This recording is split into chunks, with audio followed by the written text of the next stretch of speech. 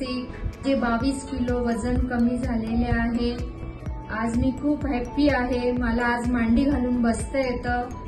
Thank you Prashant sir, तुमच्यामुळे आज मी मांडी घालून बसू शकते आणि तुमची टीमही खूप छान आहे आणि दर महिन्याला नाशिकला येतात तेही खूप छान वाटतं आणि डाएट पण खूप छान देतात। इतके दिवस मी खूप डाएट केले आणि माझं वजन परत वाढून जायचं, आता नाही वाढणार याची गॅरंटी।